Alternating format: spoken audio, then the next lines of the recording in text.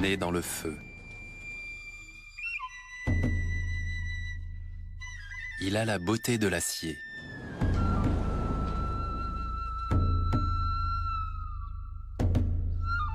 C'est une arme autant qu'une œuvre d'art.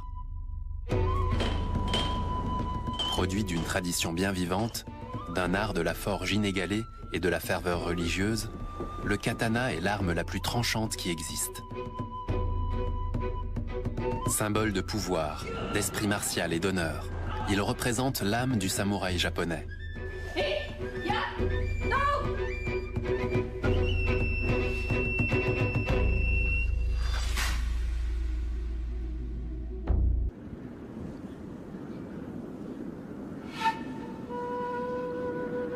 Dans une vallée, où d'après la croyance populaire, le dragon grimpe à l'assaut des nuages, un prêtre appelle à la prière du soir.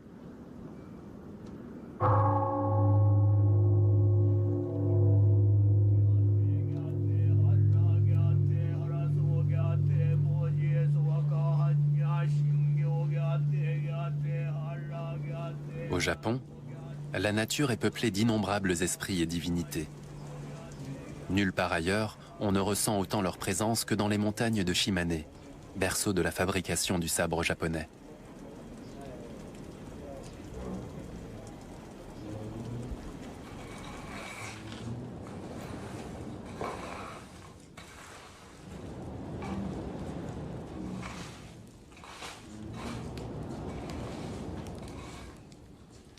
Nitoho Tatara. C'est le nom du dernier atelier japonais où l'on produit encore, comme il y a 1000 ans, le tamahagane, l'acier spécial utilisé pour la fabrication des sabres japonais. À 69 ans, Akira Kihara est l'un des derniers Murage, ces maîtres fondeurs capables de produire le précieux métal. Chaque hiver, il convoque ici une équipe qui rassemble tous les éléments indispensables pour fondre l'acier japonais. Dans les anciens mythes, le four était symbolisé par un dragon qui crachait le feu, souillait les cours d'eau et détruisait les forêts. Il est vrai que le feu engloutit une quantité incroyable de charbon de bois. En 3 jours, ces fourneaux en absorberont pas moins de 13 tonnes. À cela s'ajoutent les 8 tonnes de sable ferrugineux extraits des montagnes japonaises. À la différence du minerai de fer, ce sable contient moins de phosphore et de soufre, ce qui en fait une matière première idéale pour réaliser un acier qui ne doit ni rouiller ni se briser.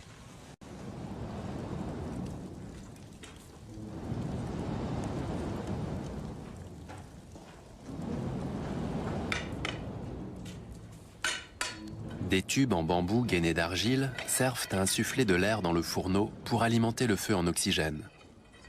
Les trous percés juste au-dessus doivent être régulièrement nettoyés, car c'est le seul moyen de voir ce qui se passe dans le fourneau.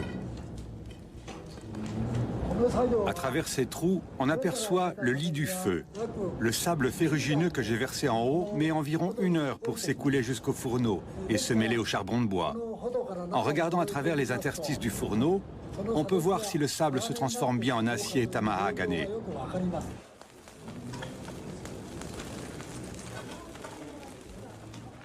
Maître Kihara doit s'en remettre à son expérience. Il observe la couleur des flammes et surveille le crépitement du feu. On ne trouve ici aucun outil moderne. Le tatara est comme un être humain. On doit le nourrir de sable et de charbon de bois, puis il digère. Vient alors au monde un bel acier tamahagane.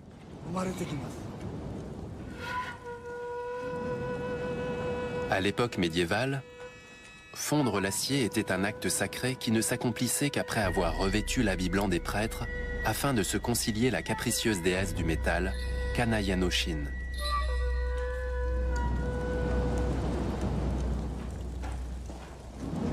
De nos jours, Maître Kihara ne porte plus la tenue des prêtres. Pour lui, la déesse n'en est pas moins bien présente. Un petit autel lui est consacré, d'où elle peut observer le travail de la fonderie. Les hommes doivent pelleter à la main près de 21 tonnes de charbon de bois et de sable.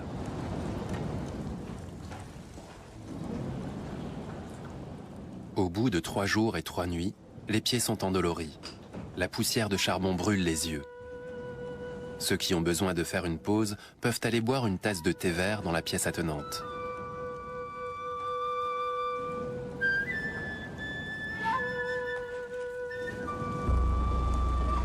Maître Kihara, lui, se passe de thé. Après 50 heures de travail, il maintient la veille sans quitter le feu du regard.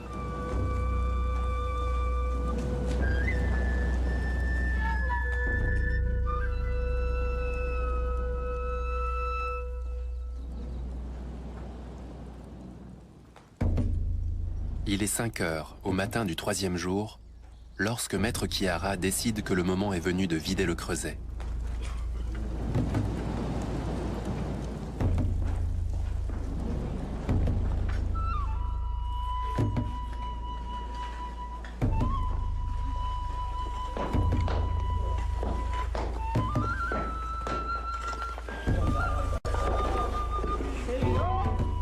À l'intérieur du fourneau, la température atteint 1500 degrés. La chaleur est à peine tenable. Armés de grandes pinces en bois, les hommes se mesurent à une gangue de charbon hérissée de flammes et libèrent la matière contenue dans le ventre du tatara. Le noyau d'acier chauffé à blanc, le tamahagane.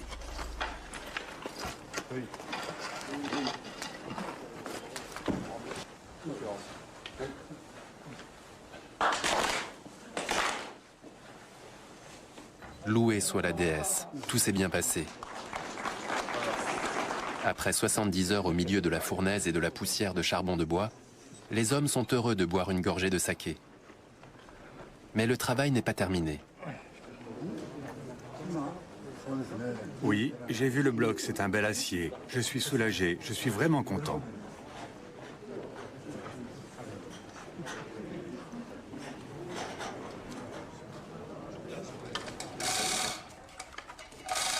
Au lever du jour, les hommes découvrent ce que la déesse leur a accordé. Un noyau d'acier de 3 mètres de long sur 2 mètres de large. Il aura fallu près de 23 tonnes de sable et de charbon de bois pour fondre ce bloc de 3 tonnes. C'est parce que la fabrication du tamahagane requiert autant de temps et de matériaux qu'il est pratiquement 200 fois plus cher que l'acier courant. Les spécialistes reconnaissent sa qualité à sa couleur. Seul l'acier situé en périphérie du bloc pourra servir à la fabrication des sabres, du fait de sa plus forte oxydation. Il s'agira maintenant de débiter cette précieuse matière et de la répartir entre les différents forgerons. C'est comme si l'un de mes propres enfants venait de naître. Je suis heureux d'avoir créé un acier de cette qualité. J'ai l'impression de voir le visage de mon fils.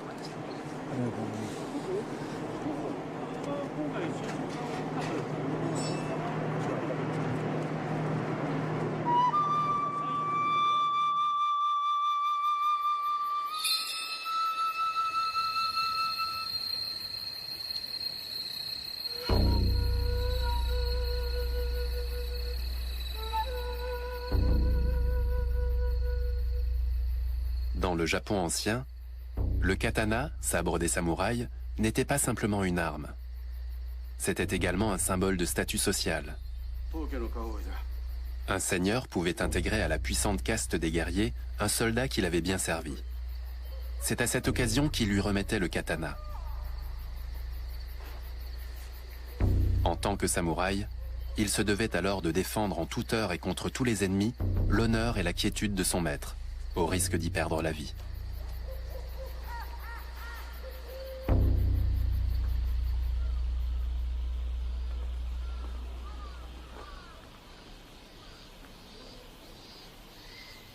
À partir du moment où il lui avait été remis, le sabre ne quittait plus son propriétaire.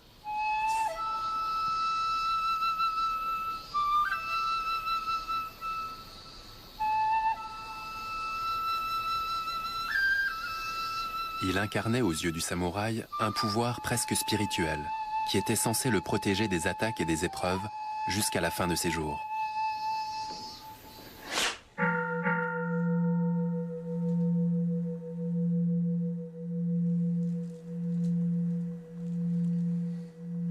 Avant de forger un sabre, il convient de se purifier l'esprit. C'est pourquoi Sada Toshiga-san commence sa journée en faisant une prière.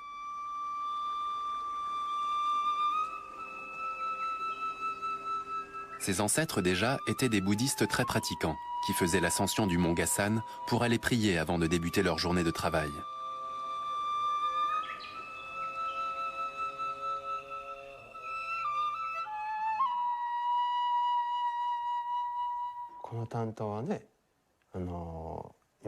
Ce sabre court a été forgé par mes ancêtres il y a 500 ans. On reconnaît sur la lame un motif qui est la marque de fabrique de notre famille.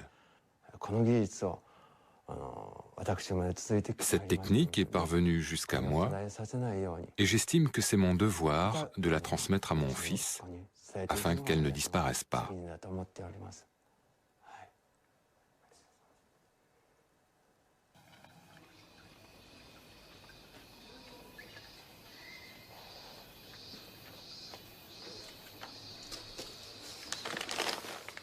Ce jour-là, il reçoit un paquet qu'il attendait depuis longtemps. Il contient le tamahagane de Maître Kihara. Maître Gassan recommande à son premier assistant et à son fils d'en prendre bien soin. Il ne faut pas en perdre un gramme. Après plusieurs semaines d'attente, le travail du forgeron peut enfin commencer.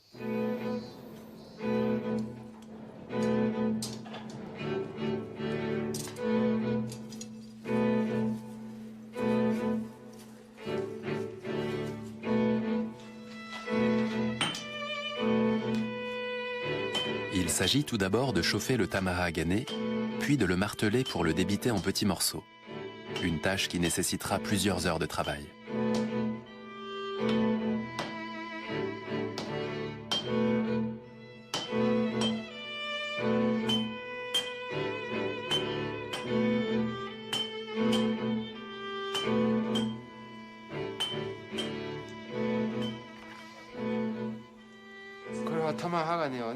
On brise ces morceaux d'acier tamahagane en petits morceaux.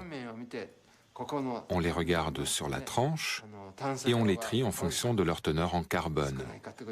On réunit alors le tout en un bloc qu'on chauffe sur un feu de charbon de bois.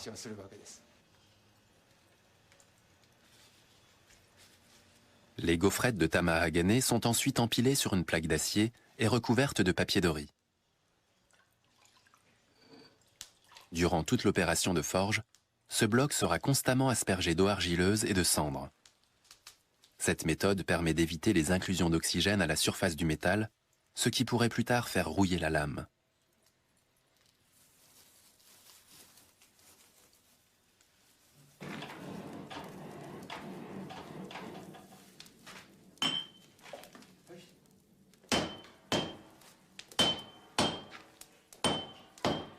Le martelage régulier a pour effet de répartir de façon homogène le carbone dans l'acier, tout en chassant les bulles d'air et les impuretés. Une importante quantité de matière est ainsi perdue.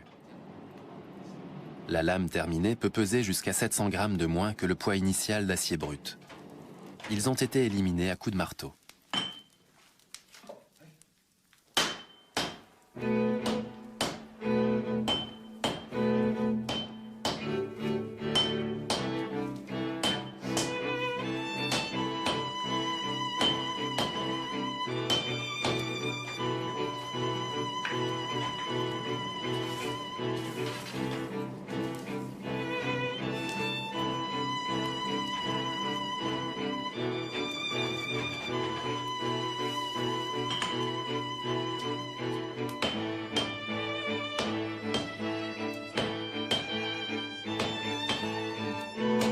Pour être sûr de faire sortir les impuretés logées dans la masse du métal, il faut étirer et plier le bloc d'acier avant de reprendre le martelage.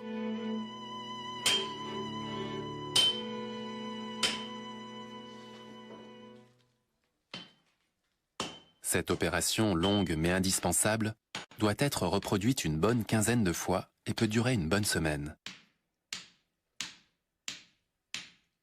Chaque pliage multiplie le nombre des couches de métal et le bloc atteint au final entre 1000 et 33 000 couches, chacune ne dépassant pas un millième de millimètre d'épaisseur.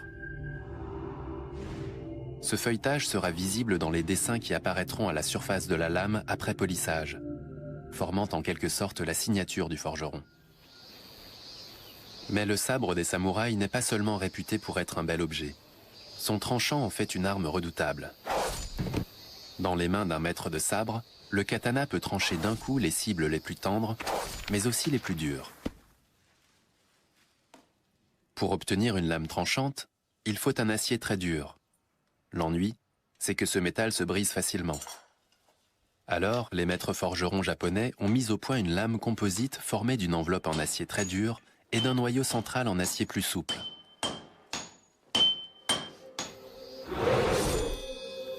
La souplesse du bambou, mais le fil d'une lame de rasoir.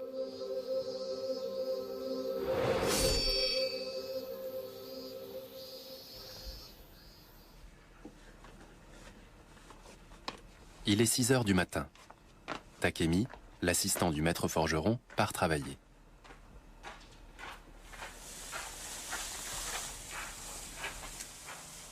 Ils sont 4 jeunes gens à vivre et travailler sur la propriété de maître Gassan. Depuis qu'il est enfant, Takemi a décidé de devenir forgeron. Après 6 années d'apprentissage, il est devenu premier assistant. Il est la seule personne tolérée aux côtés du maître durant la mise en forme de la lame. Un travail harassant qui exige beaucoup de pratique. C'est le maître lui-même qui achève d'étirer le bloc d'acier.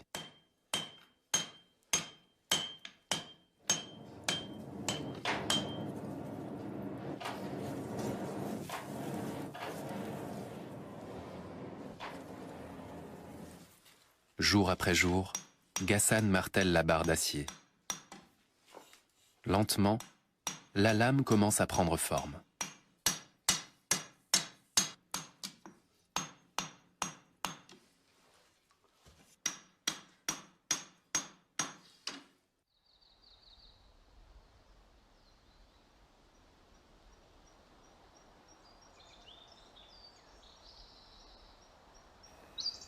Deux semaines ont passé. C'est le moment de l'opération suivante, la trempe, qui achèvera de durcir la lame. Pour cela, Gassan applique un mélange d'argile, de poudre de pierre ponce et de cendre.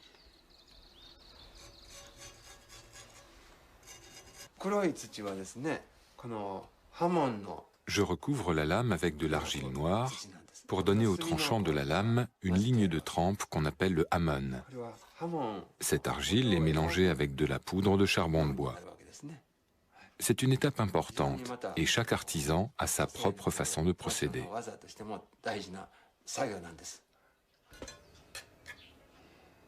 Pour tirer tout le parti de cette opération, la couche d'argile est appliquée en couches plus ou moins épaisses selon les endroits de la lame. Cela permet de conserver un maximum de flexibilité au dos de la lame, tout en garantissant une bonne dureté au tranchant.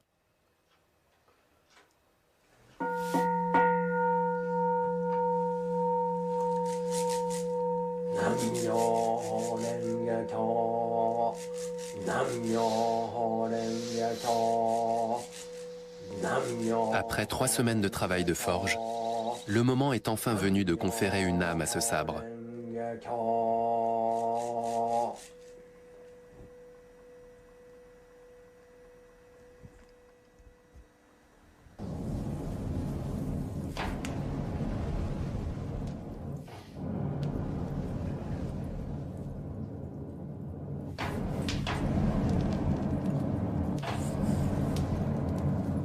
Maître Gassan observe avec soin les variations de couleur au niveau de la lame. Il faut maintenant la chauffer de façon uniforme à 800 degrés. La chauffer trop pourrait endommager la gaine d'argile. La chauffer trop peu risquerait de nuire à son durcissement.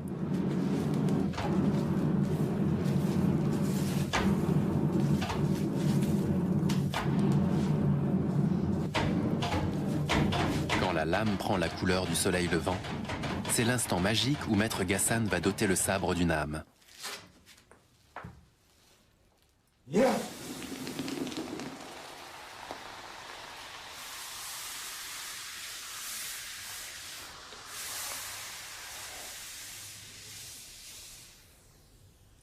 Le refroidissement brutal dans un bain d'eau modifie la structure cristalline de l'acier et accentue la courbe caractéristique de la lame. L'opération semble avoir bien réussi.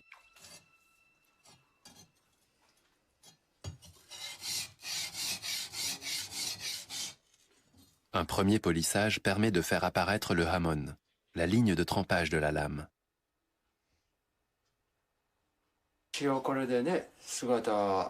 J'ai donné à la lame sa forme et je l'ai trempée, mais tant qu'elle ne sera pas polie, je ne serai pas tranquille.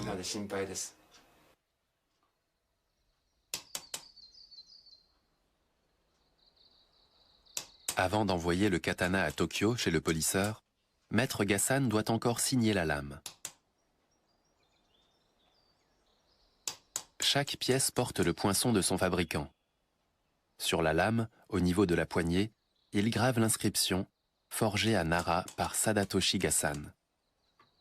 Ces signatures sont très appréciées des amateurs de sabre et traversent les siècles sans être effacées. On préfère la voir rouillée plutôt que de toucher à la marque d'un artisan.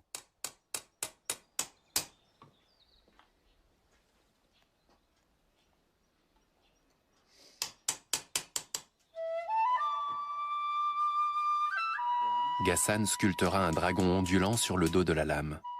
C'est l'emblème de sa famille.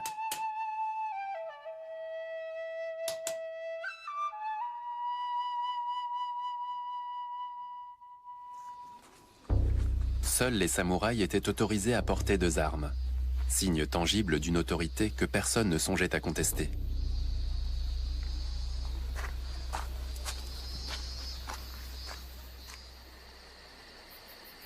Seule la mort pouvait séparer un samouraï de ses sabres.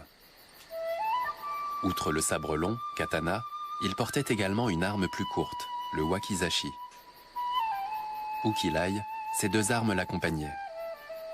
Même la nuit, dans sa maison, il les gardait à portée de main pour être toujours prêt à combattre.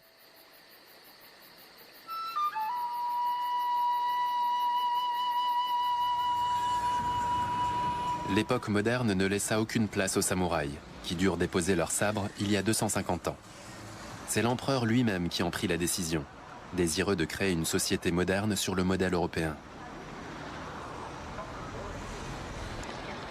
Les samouraïs obéirent et s'intégrèrent à l'administration.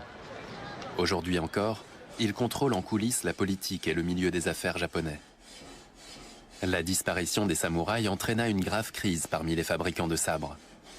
Seuls les meilleurs artisans purent subsister. Parmi eux figure la célèbre famille Onami de Tokyo. À 58 ans, Koshu Onami représente la 14e génération de polisseurs de lames. Son art consiste à choisir les pierres à aiguiser les mieux appropriées à chaque katana. Pour cela, il faut posséder une excellente connaissance de l'histoire et de la tradition des familles de polisseurs, mais aussi une grande expérience. Il faut un regard exercé pour pouvoir apprécier les qualités cachées d'une lame sous la surface de l'acier. Il y a quelques jours, Maître Onami a reçu le sabre forgé par Maître Gassan. Il entreprend maintenant au cours d'un premier polissage de lui donner sa forme définitive. Un travail qui l'occupera jusqu'au soir.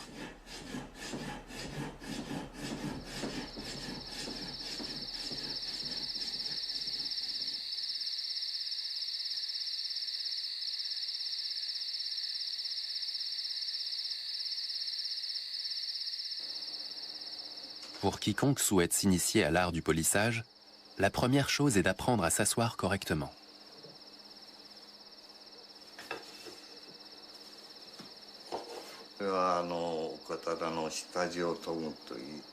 Voici la position assise traditionnelle pour la première phase de polissage.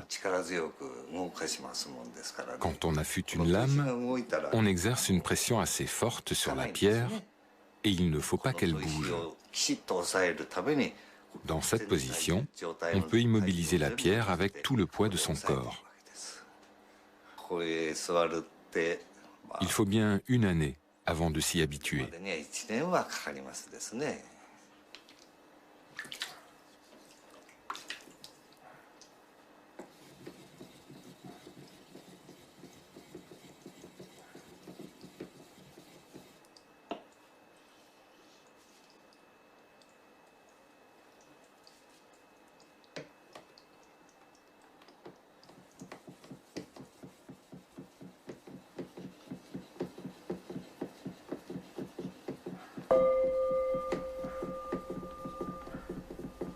Jour après jour, le maître travaille la lame avec une sélection de pierres à aiguiser à grains décroissants, en granit, grès ou calcaire. En 10 jours, il utilisera 7 pierres différentes. Le 11e sera consacré à la dernière, nommée Jitsuya. Cette pierre provient des montagnes proches de Kyoto et s'utilise sous forme de fragments de la taille d'un grain de riz. Onami s'en sert pour révéler le grain de l'acier. Cette opération lui prendra toute une journée. Et elle n'est pas sans risque, car la lame est déjà aussi tranchante qu'un rasoir.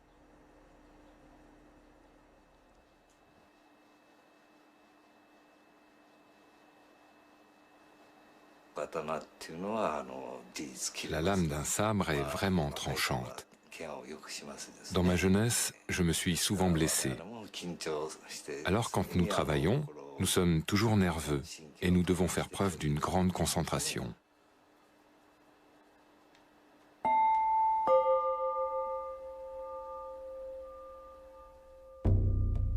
Avec l'arrivée des Portugais au XVIe siècle, le Japon découvrait une arme nouvelle. L'arquebuse fit rapidement la preuve de son efficacité militaire.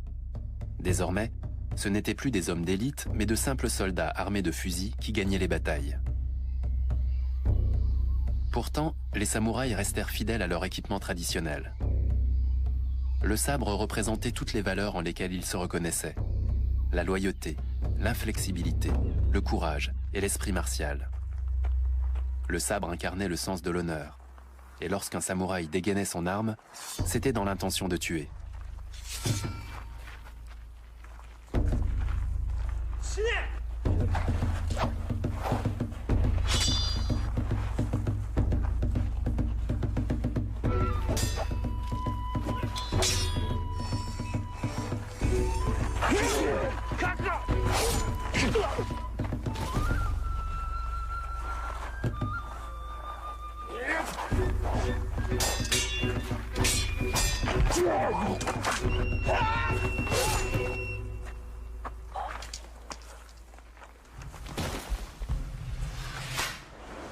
La Katori Shinto Ryu est l'une des plus anciennes écoles d'arts martiaux japonaises.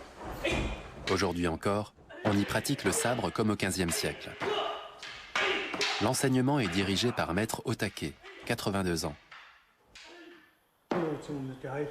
Dans un combat, il ne faut pas être en face, mais dos à la lumière.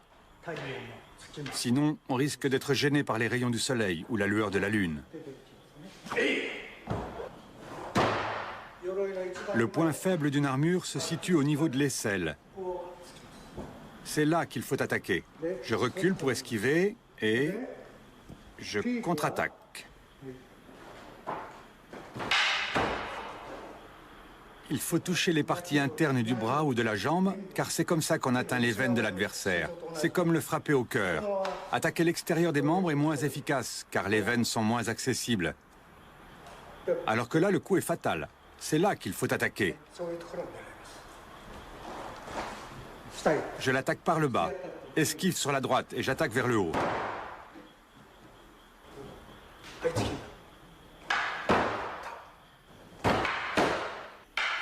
Beaucoup de katanas ont des entailles sur le dos de la lame à cause des coups qu'ils ont servi à parer. Quand on part comme ça ou comme ça, le dos de la lame reçoit des coups violents du tranchant de la lame adverse. En revanche, si j'esquive en me déplaçant sur la gauche, je peux parer le coup avec le revers de ma lame. Revers contre revers. Il faut toujours essayer de protéger sa lame du tranchant adverse. C'est à force de répéter inlassablement les mêmes exercices que le corps finit par s'en souvenir. Il faut arriver à faire ces mouvements automatiquement, en pensant à ce qu'on va faire le lendemain. Cela demande une pratique intensive, et pour y parvenir, cela prend de nombreuses années.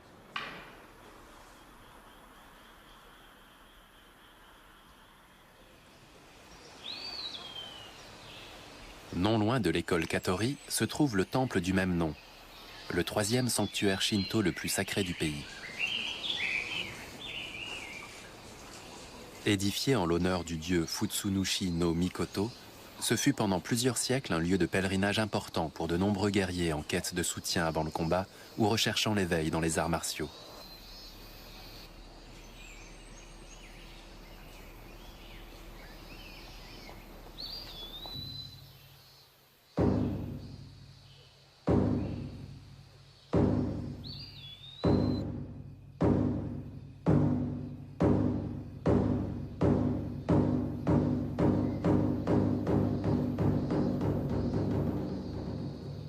Maître Take s'y rend lui aussi à l'occasion pour témoigner son respect à la divinité et demander la protection de ses élèves.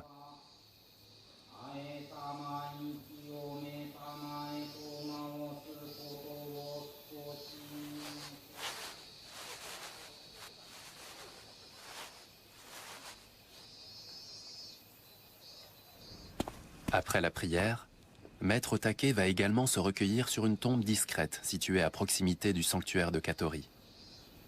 Ici repose Iizasa Shoizai Ienao, le fondateur de son école. On dit qu'il est venu ici à l'âge de 60 ans pour méditer pendant 3 années sous un arbre et pratiquer les arts de combat. D'après la légende, le fondateur de notre école a été visité par un jeune dieu assis sous un prunier qui lui aurait confié un volume du traité divin de la stratégie martiale. C'est la raison pour laquelle il a fait précéder le nom de son école, Katori Shinto Ryu, par le terme Tanshin Shoden, qui indique l'origine divine de son enseignement.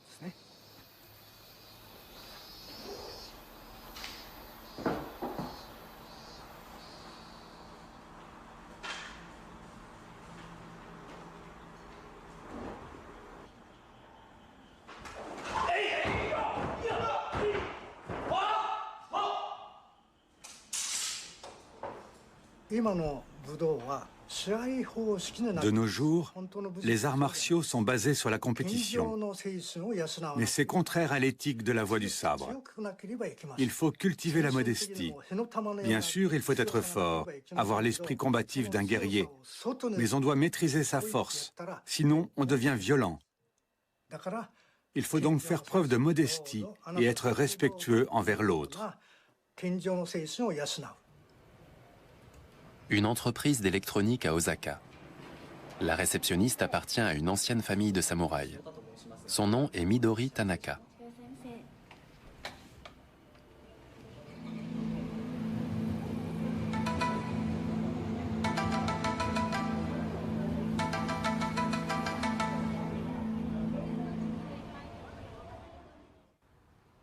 Son père, Fumon Tanaka, est un maître de sabre renommé à Osaka. Maître Tanaka a consacré sa vie à l'étude des samouraïs et de leurs techniques de combat. Je pense que beaucoup de Japonais portent au fond d'eux-mêmes les valeurs du Bushido, l'éthique des samouraïs. Mais pour vivre dans la société moderne, ils se sont américanisés et ils sont devenus matérialistes. Ils ont une belle voiture, une belle maison. Mais au Japon, il reste encore quelque part les valeurs du Bushido, pour qui c'est l'honneur qui compte avant tout. On se donne corps et âme à chaque instant. C'est ça, l'éthique du samouraï.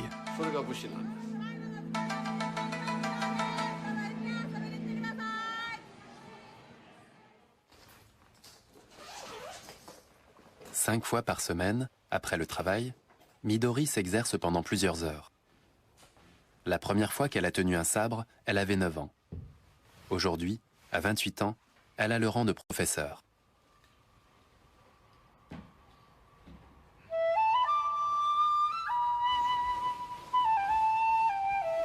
Hommes, femmes et enfants, Maître Tanaka accueille tous ceux qui ont envie de découvrir l'esprit martial des samouraïs. Le fait que sa fille poursuive cette tradition le comble de fierté.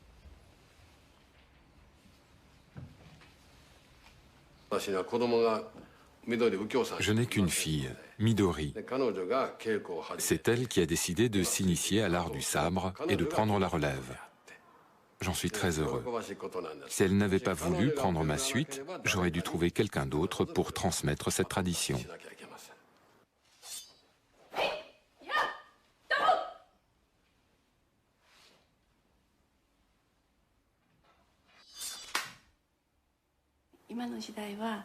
De nos jours, les femmes sont mieux considérées.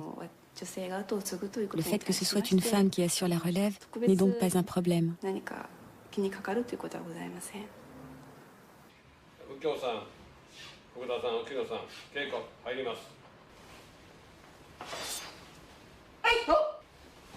Midori est déjà suffisamment experte dans le maniement du sabre pour que son père l'autorise à pratiquer Sundome, c'est-à-dire lame au clair. Le moindre faux mouvement pourrait avoir de graves conséquences. Ne plus avoir peur, c'est ça le but des arts martiaux. Se battre sans avoir peur de mourir. Se concentrer sur le combat, l'esprit libre. On atteint ainsi le stade Mushin, qui est l'un des objectifs des arts martiaux.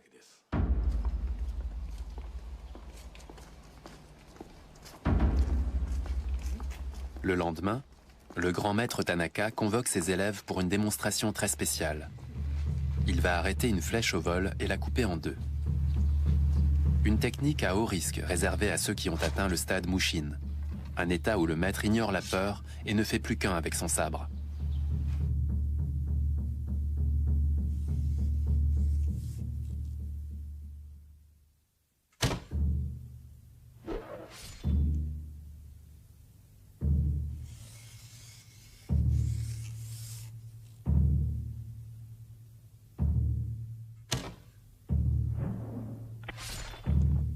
Il a brisé la flèche.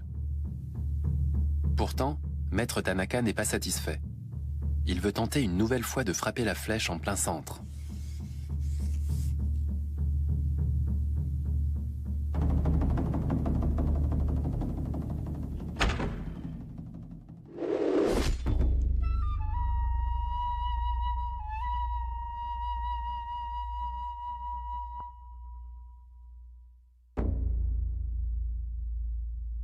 L'esprit guerrier des samouraïs fut marqué au fil de l'histoire par de longues et sanglantes batailles, au cours desquelles les princes se disputèrent la domination sur le Japon à partir du XVe siècle.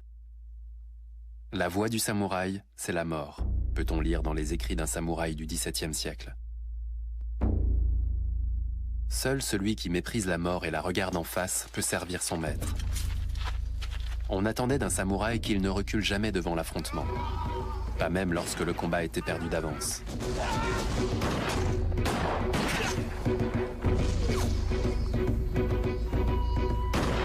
Combattre sans honneur était pire que la mort.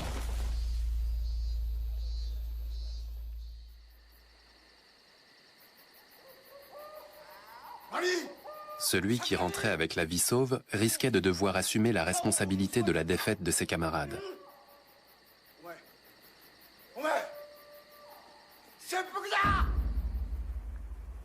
D'après la voix du sabre, il n'existait alors qu'une seule façon de racheter son honneur.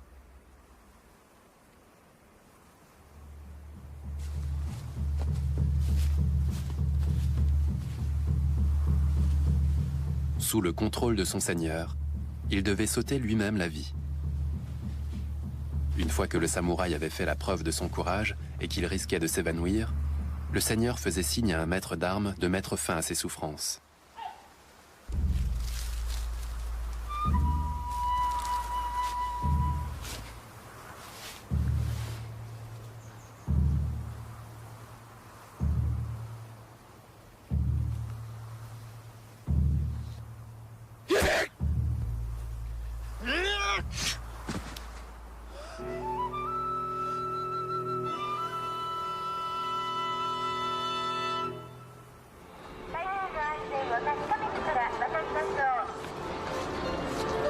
Sept siècles de culture martiale dominée par les samouraïs ont laissé des traces dans le Japon moderne.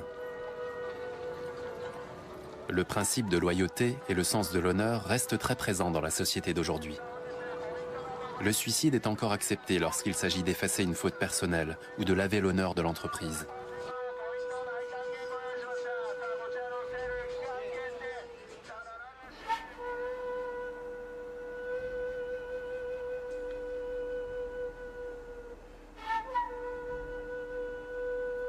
Avec précaution, le polisseur tamponne la lame avec un mélange d'huile et d'oxyde de fer. Il la protégera de la rouille et mettra en valeur le contraste entre le grain de l'acier et le poli du tranchant.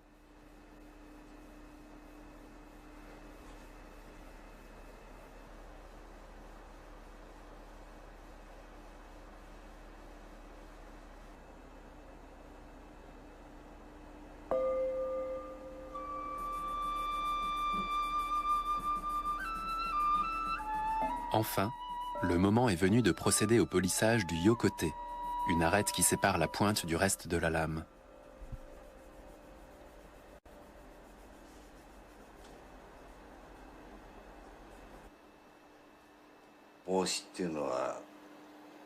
La pointe du sabre, c'est comme le visage pour un être humain. Tout comme une femme se maquille en dernier, on finit le polissage par la pointe de la lame.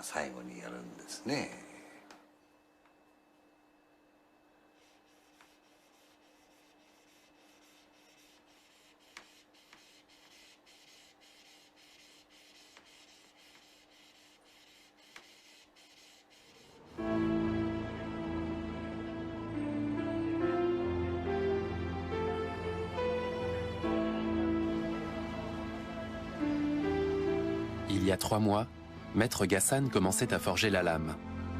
Aujourd'hui, Maître Nami lui a dit qu'il pouvait se mettre en chemin. Le sabre est terminé.